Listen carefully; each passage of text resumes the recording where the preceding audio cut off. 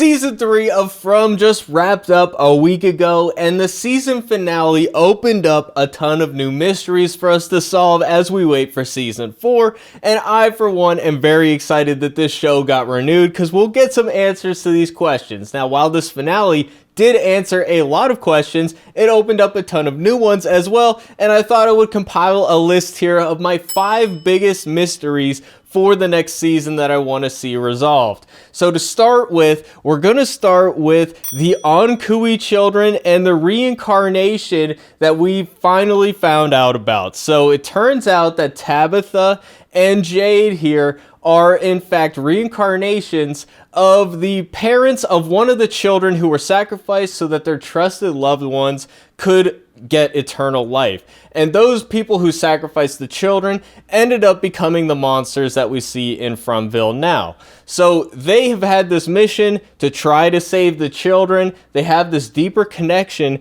to the town itself, and that's how they end up here time and time again. Miranda is a past life of Tabitha, and there's even more and more layers to it. They can keep going further back, and there are more people, and it's Christopher for Jade, who was his previous life to this one, and they always end up coming back to From in some way or another. Now, I do wonder if these are the only 2 reincarnations in town. Now, you'll see that Miranda had visions of the town before. She had those paintings. Tabitha as well had a dream about the town, so she had this connection from early childhood. Jade doesn't seem to have had that same connection, but when he got to From, he did see those visions. He, of course, saw Jasper and Christopher, his past life, as well as Civil War people, and as well as somebody drinking from a skull and a bunch of other visions as well. So those may be the past lives of Jade, or they may be memories from his past life, but we do know that these are the only 2 that are confirmed to have been reincarnated, but I do wonder if there are others. For example, Ethan seems to know a lot about story walking. As an example, it seems like he has knowledge that he shouldn't really have. Yes, he did get it from books. He is obsessed with storytelling and mythology and stuff like that. But I'll tell you one thing, I was obsessed with those things as a kid as well, and still am to this day. I never heard of story walking before. It's not a phrase that I think is in common usage, so I do feel like he has some knowledge that he shouldn't have. And there have been characters like Elgin who have had visions, and even Sarah hears these voices. So I do wonder if they have this special connection in the same way that Jade and Tabitha do, and it feels like these visions, like the visions of the children, are related to having this connection. And there are examples of characters who don't seem to have this same connection. For example, Jim. I think Jim was attached to Tabitha and they came to the town together because Tabitha was destined to come there. But I don't think that Jim is necessarily reincarnated from somebody in the past. I think he was a passenger in Tabitha's life, even though he was the one actually technically driving the RV. So I don't know what you guys think. Let me know your theories if you can think of anybody else who seems like they were reincarnated. But the next question I have is, what is going on with Randall? Because we never really found out what's going on with Randall in this show. They've teased it all along. He's had these cicadas all season, ever since the situation at the end of last season where he was stuck asleep in sort of a coma. He's been plagued by these locusts of sorts, pun intended, of course, with the plague. But he got to a point where he was about to self-delete with the paddles in this episode. So it seems to be getting worse and worse. He had an opportunity to go with Julie to the threshold, and Julie heard screaming all season, and then when she went through that threshold, it seems like since then she hasn't had that same effect. So I do wonder if Randall followed Julie in that journey, if he would see some relief from this, or maybe he has a power as well. Of course, we have the story walking with Julie, the time travel stuff. Maybe, just maybe, Randall has something of his own in a similar fashion. And even Marielle as well. I think that there's more to it because Marielle kind of hinted all season that she knows more than she's letting on. She's been keeping a lot of her problems inside. She's not necessarily talking about it with Christy or anybody else. Christy confronts her about this in this episode, and she says no, she is not okay. And remember the scene with Julie a few episodes before this, where Julie, after story walking, was in the clinic, and Marielle didn't say anything except for, "Are you sure that's all that happened?" As if she knew that there was more to it than what Julie was letting on in that scene, as if she had this knowledge of the story walking, maybe when she was chained up in the bunker place, as if that she remembered that Julie was there. Another Julie was there. So I do wonder what's going on with them. Maybe both Randall and Marielle have some other type of ability, or maybe they're connected to the town in some way, some special way as well. I think we haven't seen the last of that. And this episode doesn't resolve any of that. So I think we're going to see answers very early in the next season. I would bet money on it. So the next question I have is everybody's biggest question, I think, for this final episode, and that is the identity of the man in yellow. So this was a big reveal at the end of the episode here, and this is a character that's been teased for a long time. We saw Miranda's paintings. There was a painting of the man in yellow, and we also, of course, heard his voice over the radio. It is revealed in this scene. He was the one who said, "Your wife shouldn't be digging in that basement," when Tabitha was trying to find out where the wires go. And it seems like he has these rules set for the town. He's definitely coming after Jim in this scene because of the knowledge that was discovered via this musical ritual they were doing with the children. A lot of people were saying maybe the music is what summoned him. I don't think that's the case. I think it's the fact that the music with those people by the faraway tree in that particular place, all of those things together led them to this knowledge of the reincarnation. And the fact that they discovered something new has a price to it. He says knowledge has a price. And I said in my review for this episode that that was a biblical image, that the forbidden fruit in the Garden of Eden was growing on the tree of knowledge. And it was because of them biting into that forbidden apple that they ended up getting cast out of paradise. But there's also the king in yellow. So a lot of people pointed to this story, the Yellow King. It's something that's been referenced in a lot of shows recently, including True Detective, among other things. And this book was about a play called The King in Yellow. And the play, when you read it, would drive you insane. And there were several short stories in this collection about people who read the play and went insane. I haven't actually read the full book. I know the basic premise of the story. So that premise of the story is that the knowledge of this play, when you read it, is enough to drive you insane in and of itself. So that you could say knowledge would have a price to it there as well. And I don't think it's going to be a one-for-one where he is the king in yellow, but I do think that it is a reference. I think it is worth mentioning because of the color connection. Now, of course, we've had past seasons where we had Ethan wearing yellow. The color yellow appears a lot in the show, and I think that there might be some sort of connection there. And here's something I thought was interesting, was the cut that seems to be on the right cheek of the man in yellow in Miranda's painting here. And now who do we have with a scar on his right cheek? We have Randall. And you'll remember earlier in the season with the ambulance situation with Boyd, the monsters made a deal with Boyd. We'll give you these keys as long as we can keep Randall. And now you can see Randall's still here. He's still fine, although he is hearing these cicadas even worse than he did before. So there does seem to be some sort of price for it, but he now has this scar on his cheek. And what does that mean? I thought maybe Randall could end up becoming one of the monsters. That didn't end up being the case. It ended up being the pregnancy.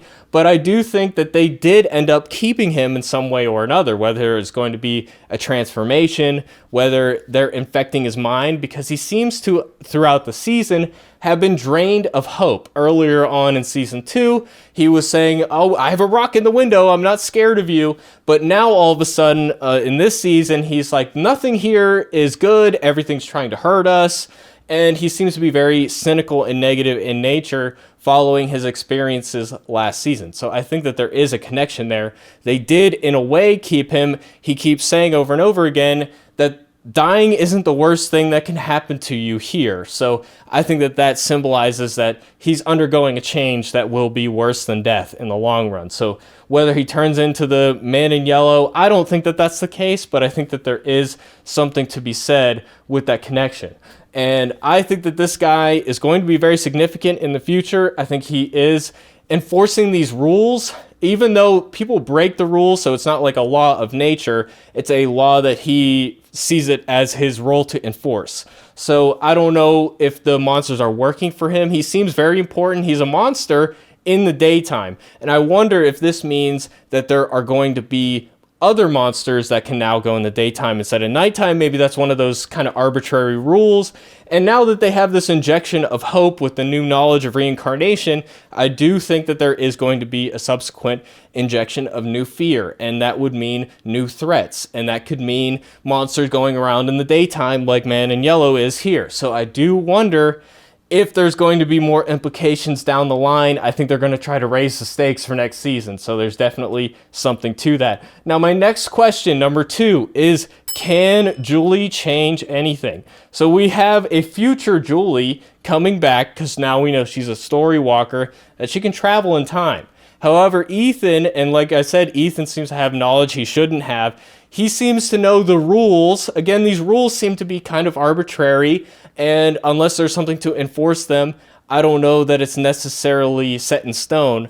But Ethan, in that earlier scene in the diner, said that you can't actually change anything. Basically, when you go back in time, it's just going to be what already happened. So the rope is an example. The rope already went down to Boyd in the well in season 2, and we saw Julie go back and do that, so she can have a physical impact on the world, but that had already happened. It's not like the times are changed now that she went back in time and did that. It's just fulfilling what was already done. It's just like seeing things happen out of order, but it's still one timeline. It's not like she can create an alternate universe of different possibilities. She can just go back and find out new information. That is an impact she can have. She can go back to the past, find new information, come back to the present, and change the present. But I don't think that she can go back and undo anything. If anything, her going back in time will, in fact, make the thing that she wanted to prevent actually happen. And in this case, I think that is definitely an argument you can make. I think that she might have come back in time to this place. She says this is where it happens. I think that it is Jim's death. And I think she went back in time to try to save Jim here, but her presence there ended up being what killed Jim, because Jim sees her here and he feels like he has to protect her. That's why he doesn't run away. A lot of people wanted him to run, like Julie told him to, but because she's there, he has to protect her. And also, I think he's thinking, it's in the daytime and we have just a random guy walking around. He's not a monster, right? Because they only come out at night. So he thinks maybe he can take him on, but he seems to have that same superhuman strength that the other monsters have, where he can rip his throat out just with his bare hands. So I think that Julie's presence there, it led to his death, is in my opinion. So I think she went back to prevent it. Didn't actually change anything. But can she actually change anything? I think is going to be an important question. And that kind of segues into our next question here, which is there a way out of From? Now, this has been the overarching number one question of all of the series so far. And I don't think we're going to get a happy ending where everybody leaves and everything's great again. But I do think we're going to have an ending that is mixed. There's some things that are tragic about it, some things that are hopeful about it. I think we're going to have a balance.